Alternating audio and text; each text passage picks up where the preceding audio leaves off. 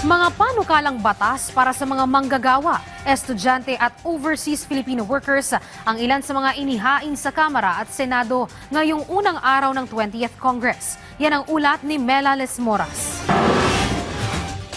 Maaga pa lang mahaba na ang pila rito sa South Wing Lobby ng Batasang Pambansa para sa unang araw ng paghahain ng mga panukalang batas sa ilalim ng 20th Congress.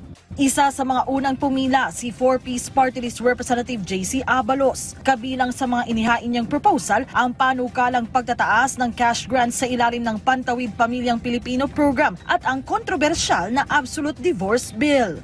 Hindi na naman natin pinipilit or ina-encourage na maghiwalay ang mga married couples dahil napaka-importante at napaka-inviolable, and grabe yung sanctity ng marriage po ay napaka-importante. What we're just saying here is that we must acknowledge the struggles of our countrymen na nasa stuck sa mga ganitong toxic relationships. Ang Makabayan Bloc naman muling inihain ang Legislated Wage Hike Bill at iba pang panukalang batas para sa mga manggagawang Pilipino. Presyo ibaba. Sahod itaas. Presyo ibaba. So ito ang sahod itaas. Ito ang presyo ibaba din. Kapakanan din ng mga manggagawa ang sentro ng mga panukalang batas na inihain ng Kamanggagawa Party List. Kahit ang mga magre-resign na, giit nila, dapat ay may benepisyo rin. Sa resignation pay kasi, kapag ang manggagawa nag-decide na okay, ayoko na magtrabaho, gusto ko na magpahinga, wala siyang makukuha na resignation pay. Wala kasi sa labor code niyan eh. So even if you're working 20, 30, 50 years in a company and you decided na okay, tapos na ako, pagod na ako sa pagtatrabaho, wala kayong makukuha na resignation pay. Ang makukuha nyo lang is final pay. So malaking inhustisya yan sa manggagawa. Si Batangas 1st District Representative Leandro Leviste naman, panukalang pagbibigay ng allowance sa lahat ng estudyante ang inihain. Dapat pong suportahan ito ng nasyonal na pamahalaan para hindi lang po iilan, kung hindi lahat ng mga estudyante sa buong Pilipinas ay mabigyan ng educational assistance.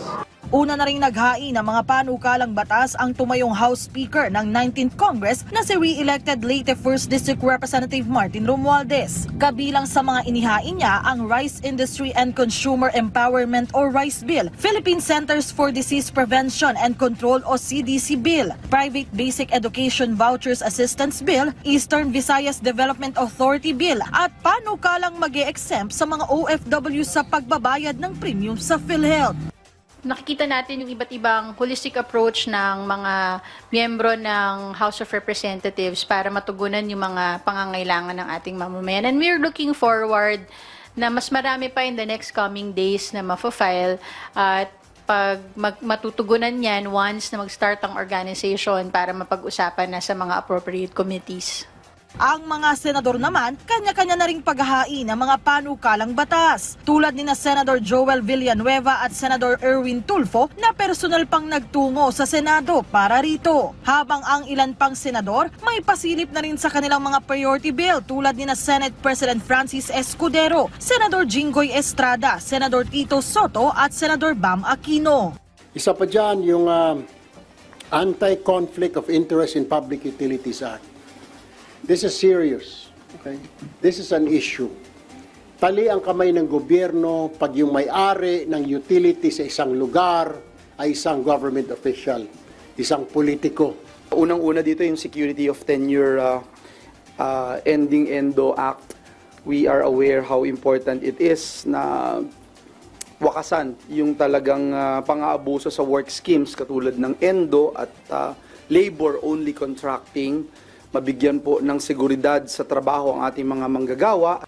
Mahaba-haba pa ang proseso bago tuluyang maisabatas ang isang panukala. Pero pagtitiyak ng mga mambabatas, tututukan nila ito para sa kapakanan ng mga Pilipino. Mela Lesmoras para sa Pambansang TV sa Bagong Pilipinas.